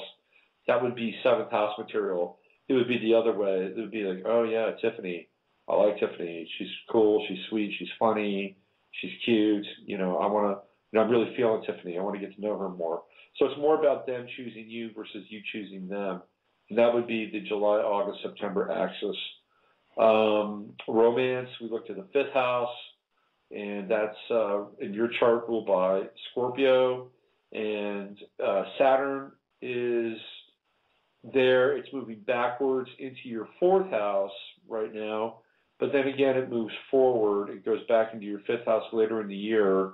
When Saturn moves to the 5th house, you tend to get serious about commitment. You tend to get serious about your heart.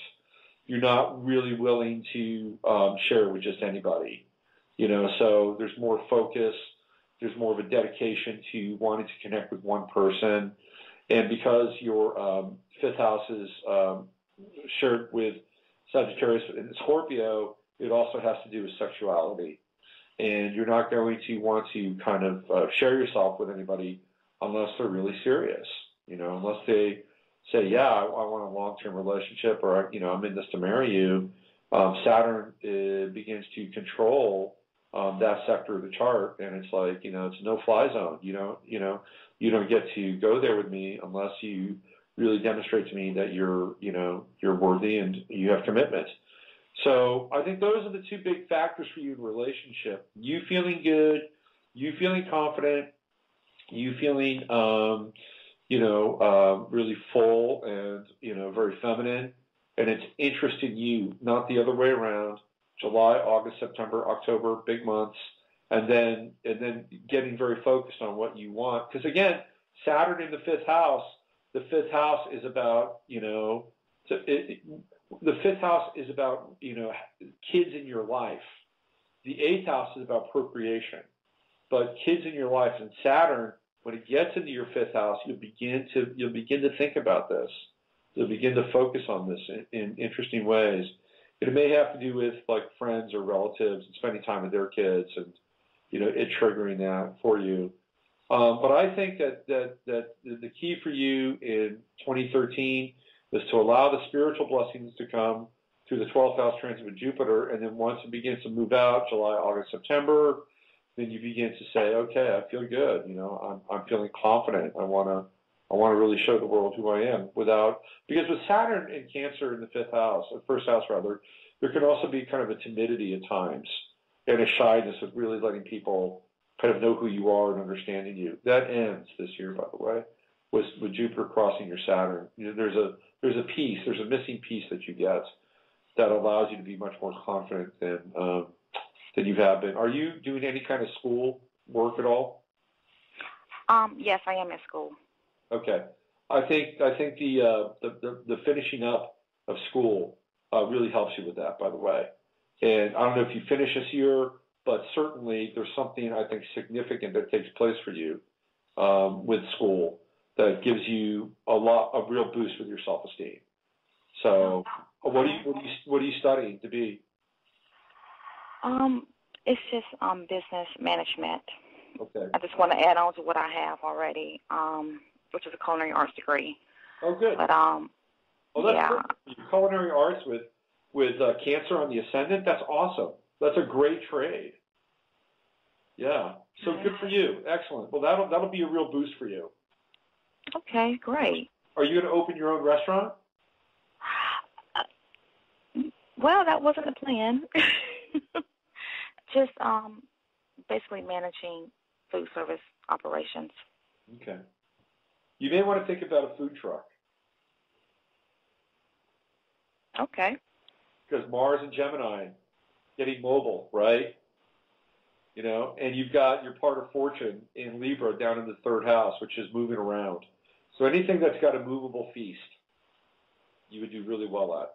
Okay? It doesn't have to be a food truck, but it could be like progressive dinners, or I don't know if you know about this in the food service industry, but this trend where they'll have restaurants, like there'll be a Chinese restaurant in town, right?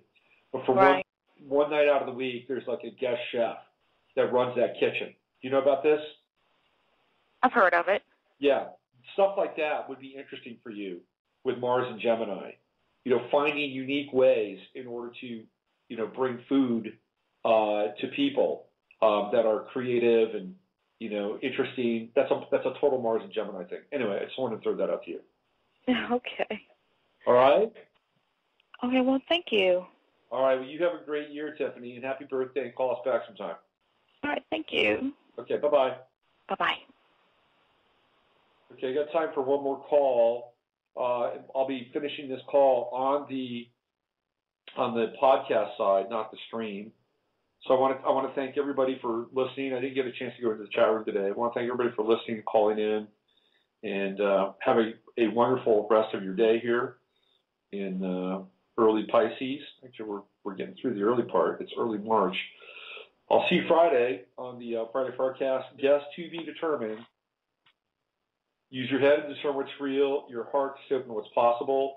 I'm going to play the theme music, and then when I come back from the theme music, 310, don't go away. I will be right there with you, and we'll do the reading. This is Robert Phoenix. You've been listening to Navigating the Astrological Matrix. Adios. In the name I am that I am, Sanat Kumara. I call forth the light of the living word, beloved Elohim, beloved archangels, beloved mighty Choans of the rays and the lords of karma. I call for the action of beloved Pallas Athena, beloved goddess of liberty, beloved Nada, beloved Kuan Yin, beloved Portia, beloved Grace Divine Director, beloved all-seeing Eye of God, Cyclopeia. Let God's will be done, let God's will be done, let God's will be done. I do in the action of the sacred fire in this hour, descend out mighty cosmos, secret rays. I am the holding of the balance of Lord Gautama Buddha, beloved Sanat Kumara and the 7 holy Kumaras. I call upon the sacred fire, I call upon the light of God that never fails.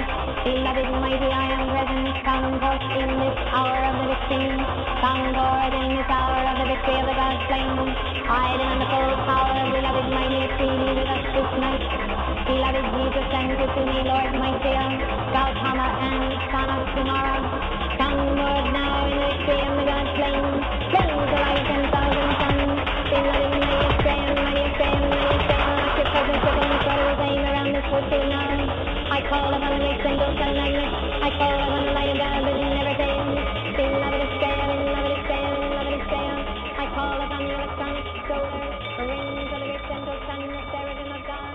I call for the electronic fire rings. I call for the rings of the great central sun. I call for the great central sun magnet and the full power of the ocean and the stars. Hello? Hello? Yeah, hey, thank you for holding. Hi. It's another persecuted Pisces. It's the time, apparently. Apparently. Carmen of Culver City. Okay. What's your name? Carmen. Carmen. Mm-hmm. All right, Carmen, let's fire you up here. Yeah, I've noticed this because my son is a Pisces, by the way. Uh-huh. And I've watched his behavior. He's a great case study. He will create imaginary enemies out of nowhere. All of a sudden, he's engaged in a grand conspiracy against himself. All right. What city were you born in? Culver City? In Inglewood. Inglewood. Okay. Inglewood. That's California. We're going to look you up. 33rd degree. Man, this is a trip. We're getting all these Pisces born along the 33rd degree parallel. This is really interesting. Okay, and when is your birthday? It's 3/7/70. 3/7? Uh-huh. So you're tomorrow, right? And yeah. what time? 6:09 a.m. 6:09 a.m. Okay. Wow, this is really interesting what's happening here today. All right. Okay, so there you go. Do you know anything about your chart? Yeah. Wow. Yeah. Very intense. Look at all these oppositions, and you got that really stacked first house. So this is going to be, so the time we're in right now is a really interesting time for you, right? I mean, all these planets are kind of corresponding to what's going on with you. Like Venus in Pisces, Moon in Pisces, you'll have the new moon. So on Monday, even though it won't be your birthday, you'll have the new moon and the sun both in your first house. Your part of fortune is in your first house. It's very powerful. It's right there in your ascendant. Your Chiron also in your first house, but it's in Aries. So, yeah, well, you know, happy birthday. Thanks. And my question to you is, you know, what do you want to do with your life? What do you want to do with your world? Because with all this Pisces in the first house, I mean, you're really an amazing dreamer and somebody who has a very powerful imagination. And if you align it, you know, the right way, you can be capable of creating a pretty interesting world for yourself. Really? Yeah. Yeah. So what do you want to do? I don't know. I ask myself that every day. I don't know. I just kind of float along and haven't really done much. Do you have artistic ability? Yeah, for sure. Yeah, so you need to follow that. Yeah, but it doesn't. I don't know. I did flowers for a long time. I was doing flowers, and the money's just not there. So you want to make money? Is that? Well, it's nice. It's nice to, yeah.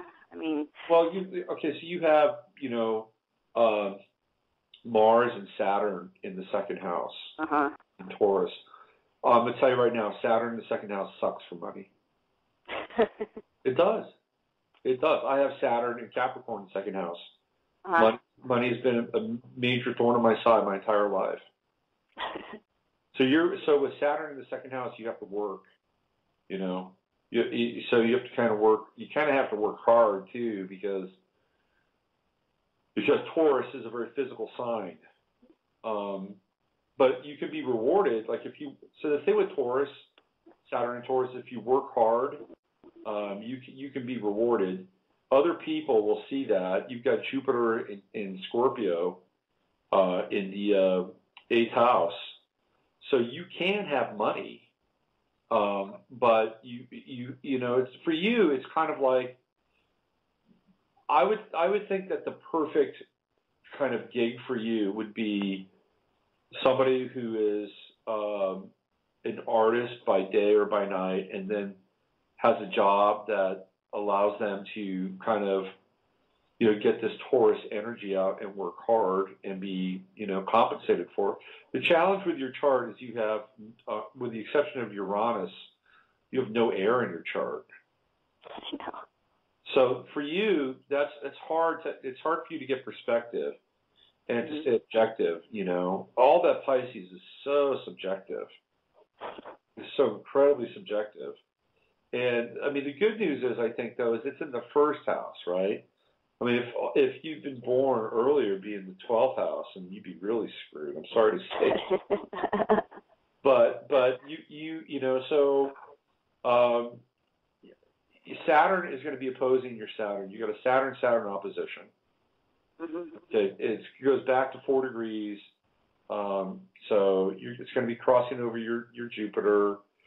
Do you like to work with plants at all? Yeah, of course. Yeah. Okay. So, are you currently working now? Yes, I'm doing bookkeeping right now. And Do you like that? It's more money. All my holidays aren't ruined, but you know, it's all right. Very cool. We're working with other people's money. That's Jupiter in the 8th house. That's bookkeeping, right? Yeah. Yeah. So I actually, you know, I could see you doing that for a while. Actually, yeah. It pays the bills. Okay. Well, here's my thing for you. Okay, you've got to wear 2 hats. You've got to wear the bill paying hat, and you've got to wear the mystic hat. And you have to develop your mystical prowess, and that's all that Pisces in the 1st house. You know, you're really psychic. You've got Mercury and Pisces in the 12th house. Are you kidding me? The problem with that is you can't control it. Right? Yeah. That's the challenge. Because it's square Neptune. yeah, and you've got the trine with Jupiter, but your Jupiter's in the 8th house, so it's you were talking 2 hidden houses. You know, if your Jupiter had somehow, you know, if it was somehow, you know, maybe trining in, I don't know, what else would it trine? Maybe your 6th house. Then, you know, that'd be an opposition. Let's say it would be trining in your 3rd house, right? Or your 4th house.